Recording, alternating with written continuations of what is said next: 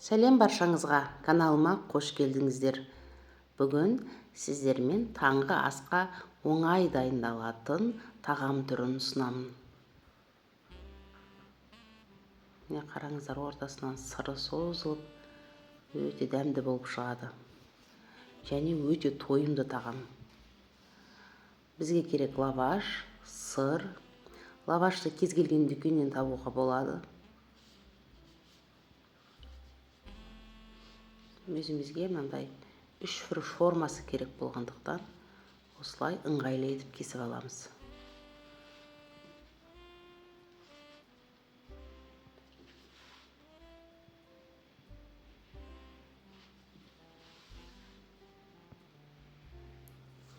Яғни қарындарыңыз ашқан уақытта, тіске басар ретінде, мектепке или сабақтан келген уақытта қарындарыңыз ашса, кез келген уақытта жасап жеп алуларыңызға, немесе бестің шайына дайындап көрулеріңізге болады. Жасап көріңіздер, өте дәмді шығады. Сырды кесіп аламыз.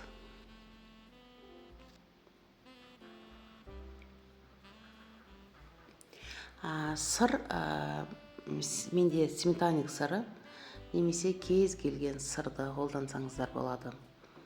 Негізі жақсы созылатын сырлар өте дәмді болып шығады. Міне қараңыздар, ортасына қойып, екі шетін жауып, сыры ағып кетпейтіндей бүктейміз.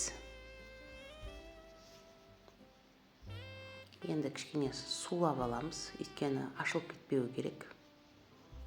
Міне оп-оңай.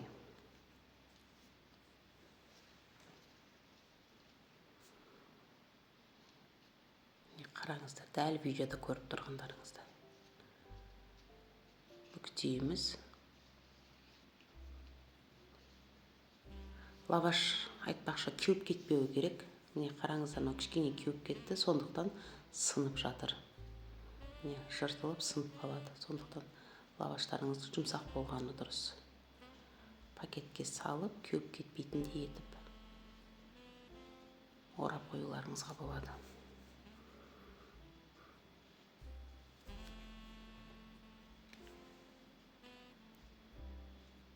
Қараңыздар, оп-оңай жасалуы.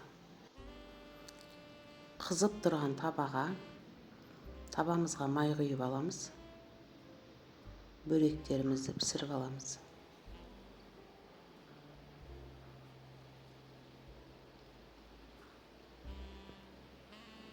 Кішкене бізге екі жағы қызарса болды. Міне осылай алтын түстес болғанша екі жағын міне қараңыз, бірдей қызартып аламыз.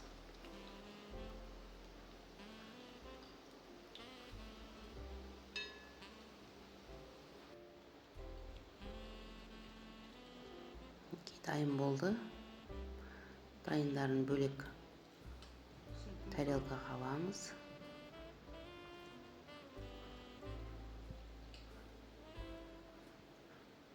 Үйіңізде лаваш, сыр, немесе сыр болмаса орнына кез келген сосиска болса да осылай жасап алуларыңызға болады. Әсіресе балалар сүйсініп жейтін тағам.